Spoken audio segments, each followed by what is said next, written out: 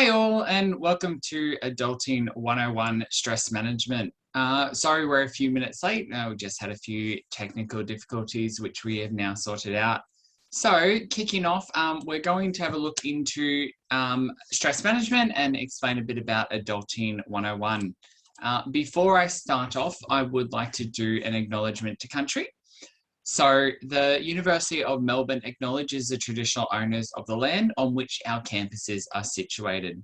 We pay our respects to their elders, both past and present, and extend that respect to all Aboriginal and Torres Strait Islander Australians who have made a contribution to the life of the university community. Now, a quick introduction to Adulting 101.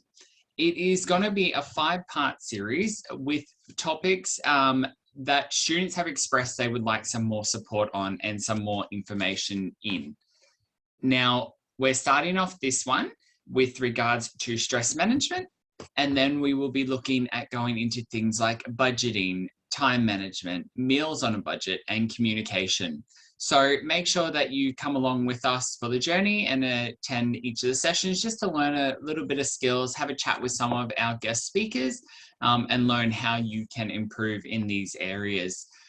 Those of you that attend them all and come along through the journey, you'll be able to receive a certificate at the end. So make sure that you jump on and you'll be able to enjoy it with us. So firstly, stress management. We are going to look into what stress management is and how to handle it. But first, before we do that, we need to know what stress is. So those of you that are in the chat, if you want to jump on and pop into the chat, you can do it anonymously. What is stress to you? I'll give you a couple of minutes and see what we can come up with.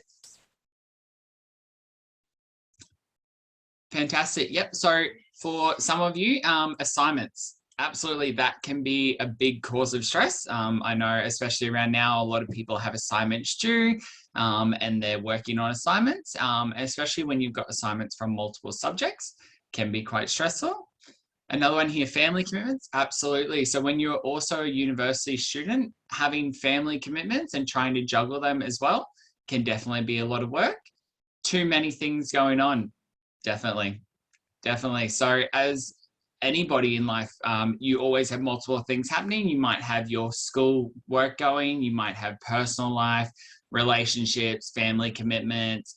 You might be searching for a job, especially with the current situation in COVID. You might be stressed about what's happening there in the news. So having a lot of things going on can also be a cause of stress. We got some more getting good grades. Absolutely. So for some students who are trying to reach like high distinctions, it can be quite stressful when you're studying, trying to combat all your commitments in life, or when you might get some bad response on some of your assignments and you're not getting the marks that you're aiming for. Absolutely, that can cause a lot of stress. So I've just gone through with our counselling team and we've come up with a short paragraph to, I guess, explain what stress is for most students. So stress arises when a person has to respond to demanding situations. As a university student, you may experience stress trying to meet the demands of your course while managing all the other things in your life. So again, as we're talking about family commitments and work commitments and study, that can cause a lot of stress together. Most students want to do as well as possible, and if things don't go as planned, their expectations may become a source of their stress. So again, just realizing what can cause you stress and where that stress is coming from. From here, we've now got an idea of what stress is. We want to look into how can I recognize if I'm experiencing stress.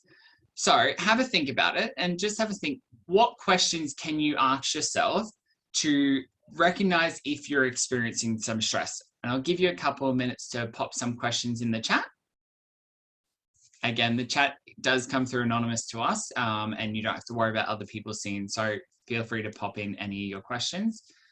Fantastic. Are you feeling upset or sad? Absolutely. That is a perfect way to see if it's causing you stress. Am I actually hungry or am I just stressed? Very, very true. So a lot of people might stress eat and try and curb their emotional stress by binging out on some food or having lots of drinks. There's lots of ways that people try and combat stress. Am I feeling too anxious or tense? Absolutely. That's a big trigger for are you dealing with stress? Just recognizing that tenseness and that anxiousness. Am I frustrated? Yep, absolutely. Are simple things causing you stress?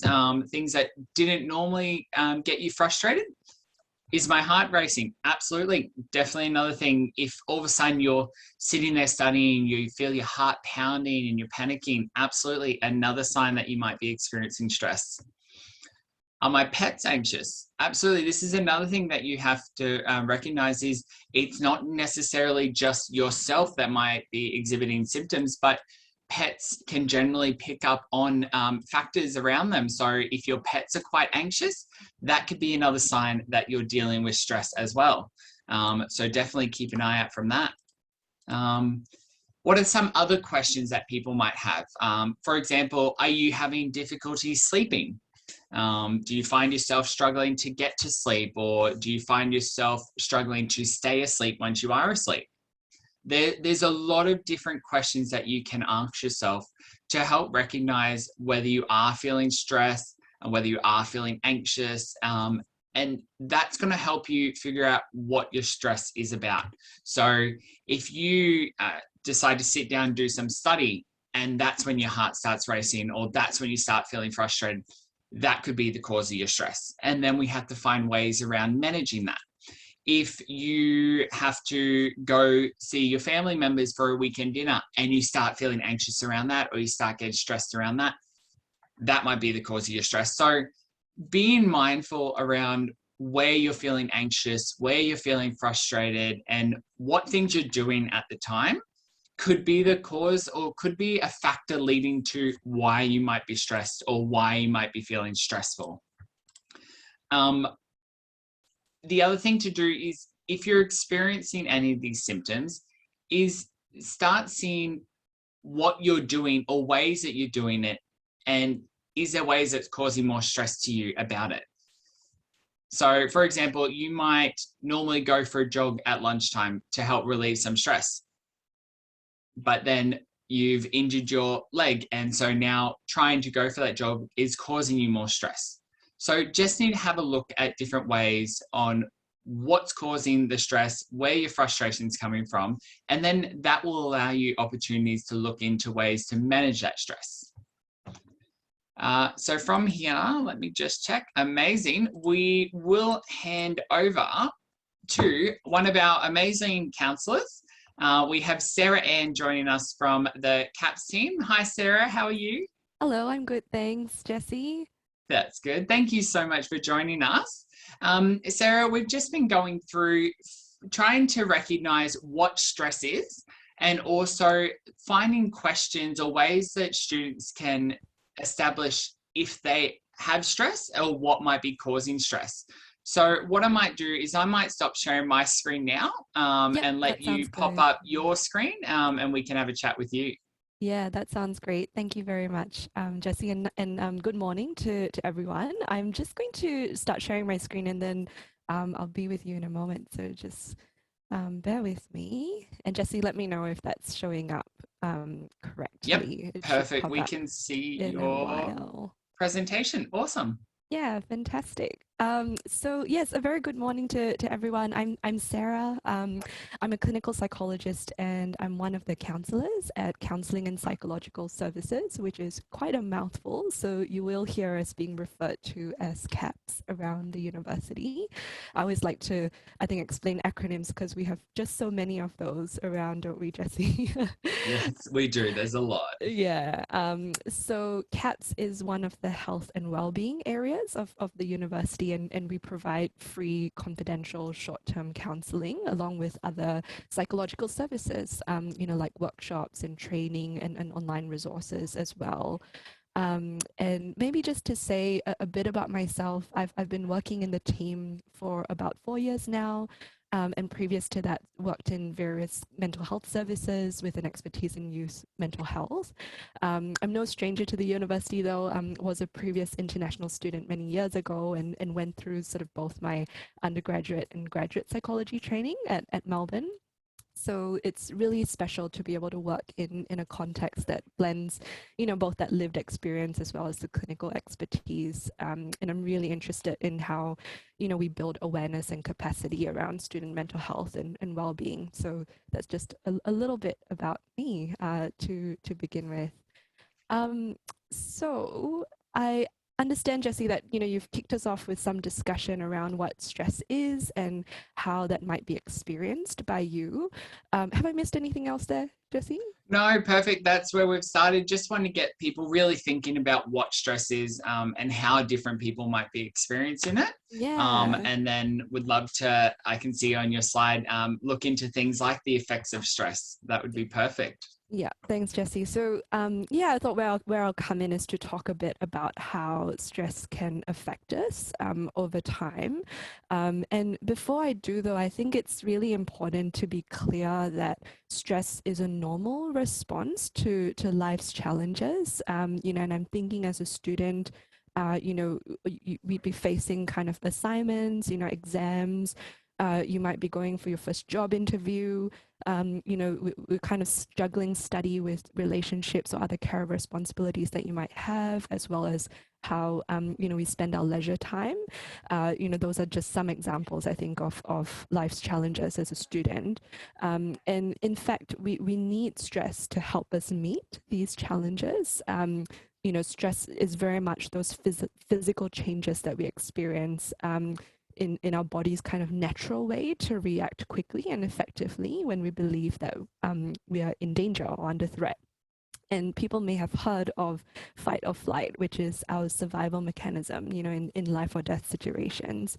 But even for more modern day challenges, like the ones I just described, a moderate amount of stress is good for us. We need it to kind of give us energy, to motivate us to face a challenge, to help us focus on addressing a problem or to stay alert.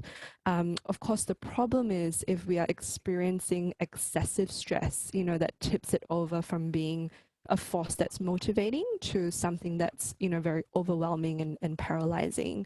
And of course, if we're experiencing stress over a prolonged time, then it can negatively impact our physical and emotional well-being. So I just wanted to give that big caveat before we look at in thinking about some of these effects of stress, that I wanted it to be more around that if we're experiencing the excessive stress over a long period of time. So I think when I think about this, I find it helpful to check in terms of the 4 aspects, that we have to us as human beings, which you'll see kind of come up on the slide here. We're emotional beings. So, in terms of our feelings, you might notice things here like overwhelm, stress, of course, is an emotion. You might feel lonely or very emotional, sadness, irritability, frustration, anxiety, sometimes feeling quite helpless. Those might be, from a feelings kind of aspect, some of those emotional effects of stress in the long term. We've spoken about, I guess as a human being, we have a physical body, so your body will tell you as well. If you're experiencing kind of long-term chronic stress, it might tell you in the form of aches or pains. You might start to see difficulties in terms of your sleeping, fatigue. You might even notice that you might get sick more often. Muscle tension, headaches. These might be just some of the clues that our body might tell us that we're kind of suffering those longer term effects of stress.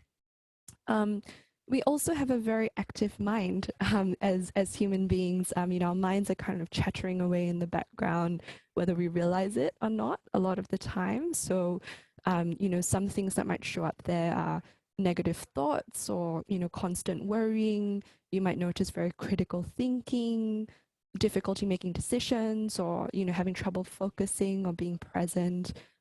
Those are some things that we can notice in our thoughts, some changes there. And of course, as humans, we kind of do things in our environment, right? We say and do things. And I think, in terms of those longer term effects of stress, we might notice changes here, whether, again, I guess sleeping too much or too little, you might notice kind of changes in your appetite. Sometimes we might notice crying a lot or, isolating. And a key one here, I think, a lot of the time that it might show up is when you start noticing that you might be avoiding things. And avoidance takes on many different forms, but a very common one that we see in students is procrastination. Of course, some people might cope by drinking or smoking or eating. A very common one I'm hearing these days is, binge watching a whole season of stuff on Netflix.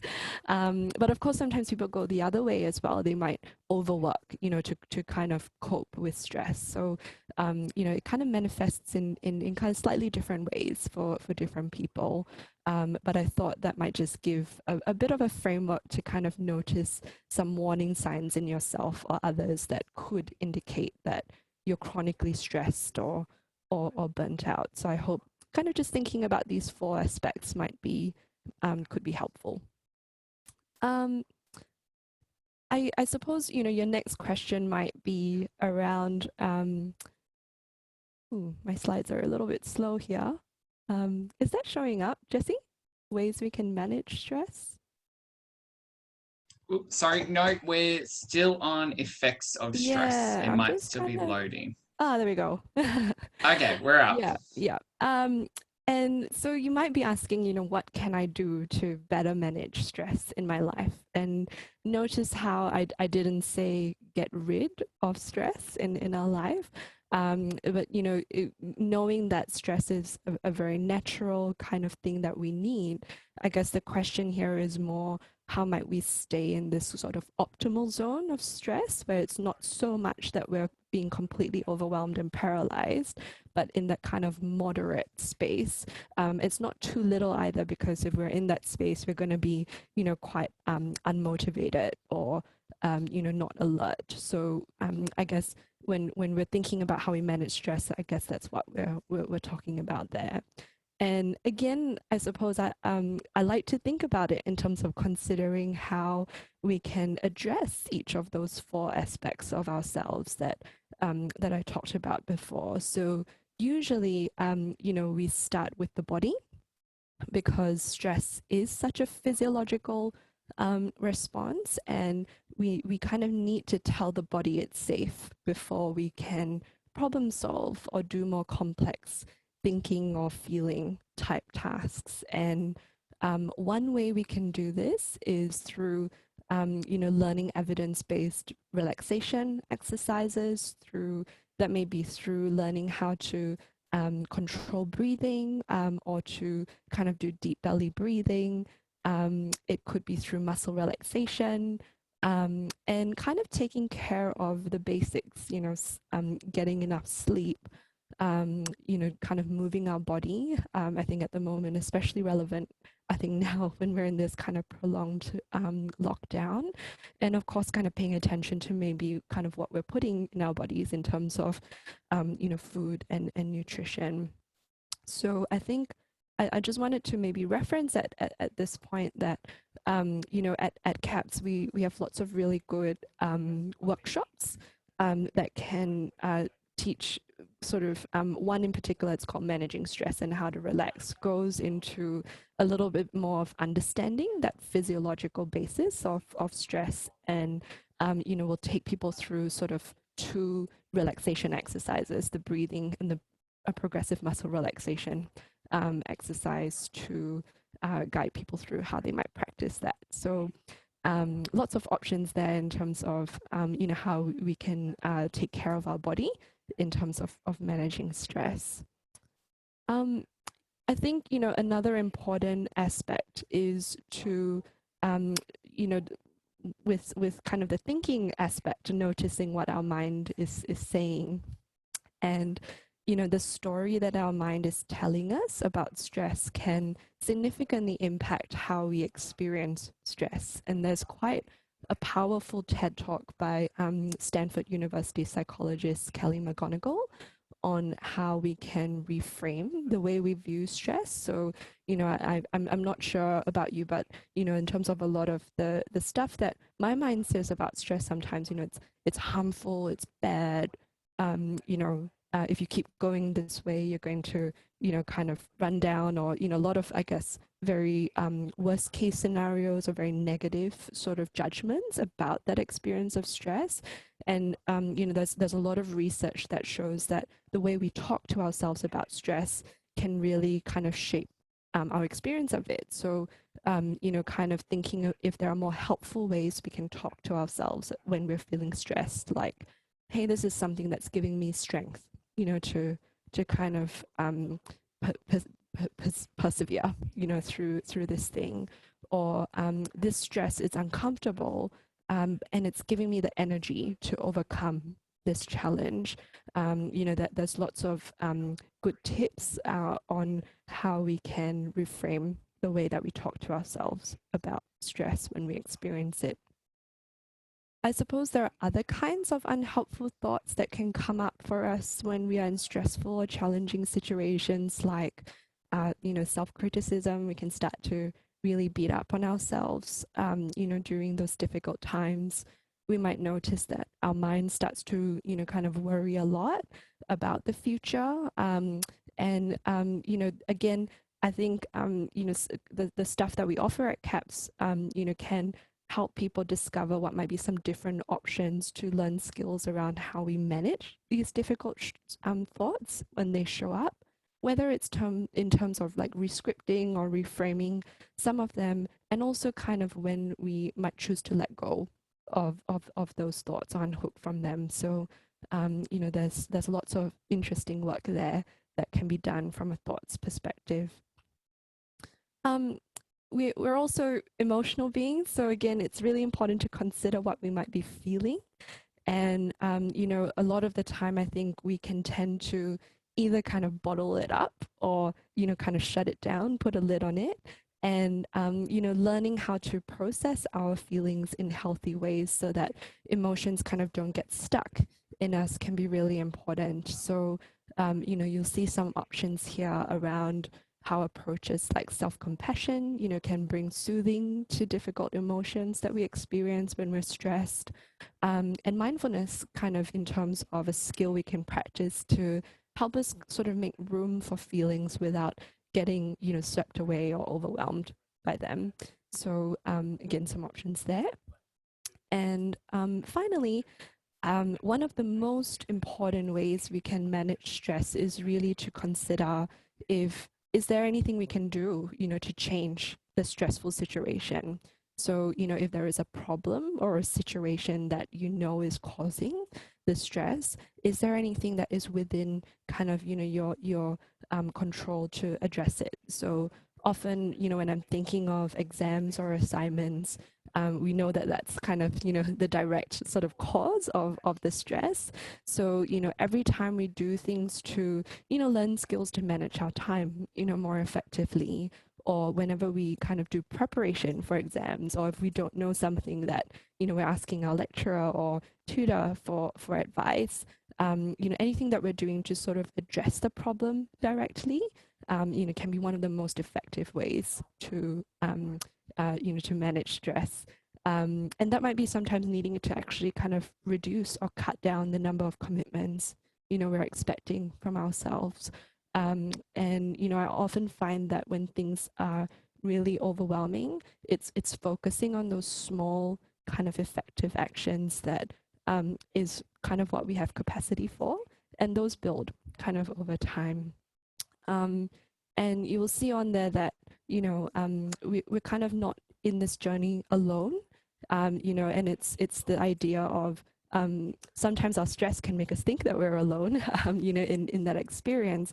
So, I think a really important question here can be around, how might I enlist help, by connecting with others or asking for help when I need it. So, that's kind of around kind of the action that we can take to kind of manage stress. So I think maybe I just want to flag that this is a pretty broad framework.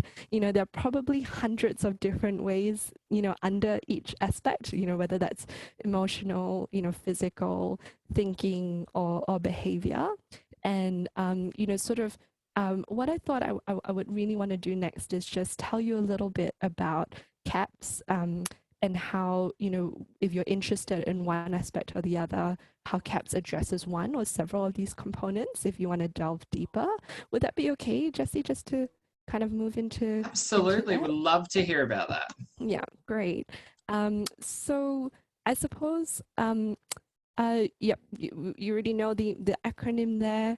And of course, with any of these things, if you feel like you want to talk it through individually with a counselor, it's just good again to know that we provide free, confidential counseling to currently enrolled students and staff. And during kind of this time, during lockdown, most of our appointments are via Zoom at the moment, but you can book an appointment, sort of a first-time appointment on the day or the next day. And I always recommend that the best way is to kind of jump online to our website to book in an appointment. And if you ever kind of, during semester times, sometimes I think if you log on later in the day, you might find that there are less appointments available. However, if you ever have any issues with booking in an appointment, you're very welcome just to give us a call. And, what we can arrange, for example, is a brief sort of touch base with a counselor that afternoon, just to kind of see what options might be available if you're having difficulties with appointments. So yeah, that's just some information about how to book in. It's also important to know that we have after hours support at the uni. So this is relatively new, so I still like to kind of bring it up. And that's, so basically 24 hours on weekends or public holidays are included in that. And that's just kind of handy to have in your phone, because sometimes we can't choose the time that, difficult or overwhelming emotions or thoughts might come. And it's good to just know that there's someone who can provide that, that support. And I did flag this earlier that we have a range of different workshops on personal development, mental health and well-being issues each semester, and mental health training. And the full details are on that link, but I thought I might just highlight a couple that maybe relate to some of the stuff we talked about in terms of stress management. So, in terms of the emotional sort of aspects, you will see here a webinar titled Dropping the Struggle, managing difficult emotions.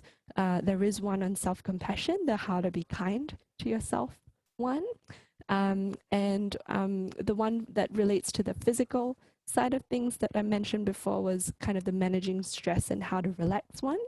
And some others around sort of, with addressing unhelpful thinking. So you can see changing negative thinking and let it go, unhooking from unhelpful thoughts and worrying are some ones that kind of, I just thought I might highlight with the ones I was referencing before.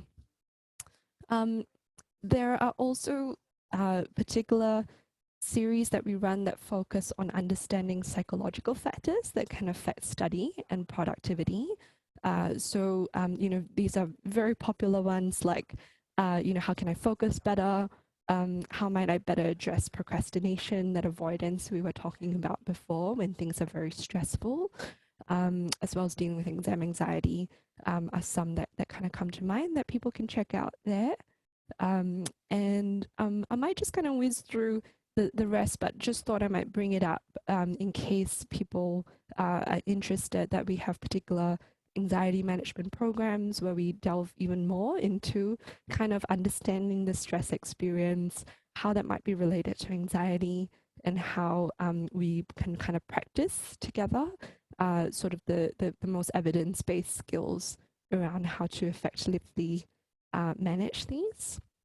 and you get to touch base with other students as well in terms of, working through something in a small group. Mindfulness was something I referenced before, and the great thing is that every Wednesday and Friday you can just kind of drop in to a Zoom sort of guided meditation with one of our mindfulness trained practitioners at 12 to 12:30. So this is a really nice one, I think, just to kind of, if you're interested in kind of learning more about what it's about and experience that in kind of just a brief, really casual way, encourage you to sort of come along to this. And very finally, we also have particular international student programs that our international student counsellor facilitates. And we've tried to pick topics that are specific to, might be, kind of unique challenges that international students face. So yeah, that's kind of our website. I might kind of sort of finish there. But thank you for having me at this session, Jessie. It's very nice to be here. No, that's amazing. Look, thank you so much for that, Sarah Ann. As we all know, it is a very important topic for students, especially around now while people have got assignments coming in and with the COVID situation going on and students being stuck overseas and being stuck in Melbourne. So coming in and hearing such valuable information and resources from yourself is fantastic. And thank you so much for giving up your time to come chat to us about that. No worries. We always appreciate chatting with CAPS. Yeah, great. Awesome. Well, we're going to just continue on, have a look at a couple more services that are available. So, Sarah, if you wanted to stay on, you're welcome to. But I will share my screen again for everyone. So, as you all saw, we've just spoken with Sarah from CAPS to chat about all the counselling and psychological services. Now, as Sarah mentioned, stress can be caused from a range of different things. It's not just your assignments, or it's not just your personal life, or it's not just physical well-being. Like, there's so many different sources of stress. So there's also a range of different student services that can help you combat, or I guess manage, certain areas of your stress. So there's things like a health service if you need medical support. There's a chaplaincy service if you're wanting to chat with someone around your religion, or if you're wanting to talk about faith, you can definitely chat with them about that. For those that are in Australia, there's university accommodation. So there's support around students living in university accommodation, but also finding, I guess, private rentals, which is linked through their housing service. So if you're having issues with tenancy, if you're having issues with dealing with a landlord or housemate, there's options to chat through them, which can help alleviate some of that stress. There's also things like the Safer Community. So that's a program that operates as the university's central point of inquiry and reporting for inappropriate or concerning or threatening behaviour. And it helps offer like a respectful and confidential place where you can seek support and advice. So you can download the free app that we have called UniSafe. And it's something that you can utilize as well, which will, I just guess, provide you a little bit more reassurance and help alleviate some of that stress you might have related to that. We also have financial aid. So the team there can help assist students with developing budgeting or identifying funding options or financial assistance that might be available to you as students through the university. As well as supporting those in Australia that are looking at applying for Centrelink support and income like that. Ooh, sorry. And then finally, we have student equity and wellbeing. So for those that, I guess, have like disabilities or need some short and long-term support, or there's controls that are outside yours, some issues that are outside your controls, that's where that team can come in and help provide some support. If you break a wrist, if you can't attend an examination for a medical reason, there's a whole lot of different support that they can provide. So definitely reach out. Now, to access some of those support services, there's multiple ways you can contact them. So you can find them all through the Uni Info online, or you can check them out through frequently asked questions on the university's website, or you can give the team a call on Unimelb, which is 136352. Or if you're outside Australia, you can call on 039035 5511. The other option, which isn't available at the moment with the restrictions, is we have in-person options. So stop one at Parkville and stop one at Southbank. You can actually go in and speak with a team member there. Again, at the moment with lockdown and with COVID restrictions, it is all remote. So we prefer that you go over the phone or over the website or through chat. Finally, if you want to reach out to Sarah Ann and her team and you want to book a counselling appointment, you're more than welcome to contact them on the details listed below. So during business hours, there's 0383 446927, or you can email them at caps-reception@unimelb.edu.au.